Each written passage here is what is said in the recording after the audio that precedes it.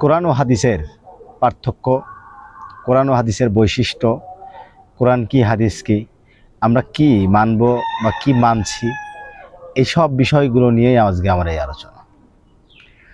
আমি কোরআন থেকে 10টি আয়াত নিয়ে আলোচনা করব।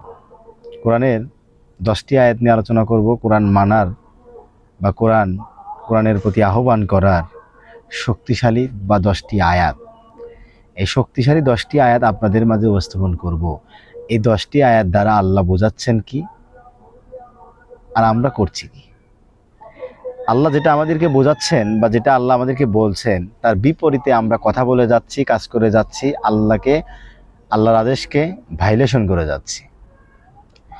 কোরআনের 10টি আয়াতে এই যে আমাদেরকে আল্লাহ বললেন, সূরা আনাম আয়াত 114 নম্বর আয়াত। সূরা আনামের 114 নম্বর আয়াতে বলা হয়েছে, আমি কি আল্লাহ ছাড়া অন্য কাউকে হাকিম খুঁজব, যিনি তোমাদের জন্য কিতাবকে বিশেষভাবে ব্যাখ্যা করেছেন। তাহলে আল্লাহ বলছেন এই কিতাবকে আল্লাহ বিশেষভাবে ব্যাখ্যা করেছেন, কিন্তু এই ব্যাখ্যাকে আমরা ব্যাখ্যা মনে করি না। এই ব্যাখ্যাকে আমরা মনে করি সংক্ষিপ্ত, অল্প বা পর্যাপ্ত নয়।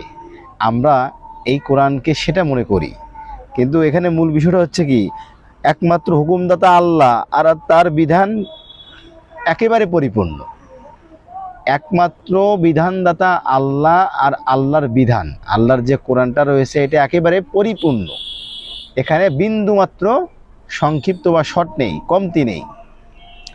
সূরা আনামের 38 নম্বর আয়াতে আল্লাহ বললেন, আমি কিতাবের মধ্যে কিছু বাদ দেইনি। আল্লাহ কিতাবের মধ্যে কোনো কিছু বাদ দেন নাই। আল্লাহ কোরআনে সব দিয়েছেন, এই কিতাবে আল্লাহ সব দিয়েছেন, বিস্তারিতভাবে উল্লেখ করেছেন। কিন্তু আমাদের কাছে এই কি কোরআন পূর্ণাঙ্গ মনে হয় না, বা কোরআন যে পূর্ণাঙ্গ একটা উৎস, এই উৎসকে আমরা গ্রহণযোগ্য মনে করি না। সূরা জাসিয়া 45 নম্বর সূরা 6 নম্বর আয়াতে বলা হয়েছে, এগুলো আল্লাহর আয়াত যা তোমার কাছে পাঠ করছি সত্যসহ, তাহলে তারা কোন কথায় বিশ্বাস করবে এই কোরআনের পর? তাহলে এই কোরআনের পর আর আপনি কোন কথায় বিশ্বাস করবেন? কোরআনের পর আপনি আর কোন উৎস মানদণ্ড হিসেবে গ্রহণ করবেন, আর কোন উৎস গ্রহণ করবেন আপনি? তাহলে কোরআনের আয়াত স্পষ্ট হওয়ার পরেও, দেওয়ার পরেও আপনি আর কোন আয়াত বিশ্বাস করছেন বা করবেন?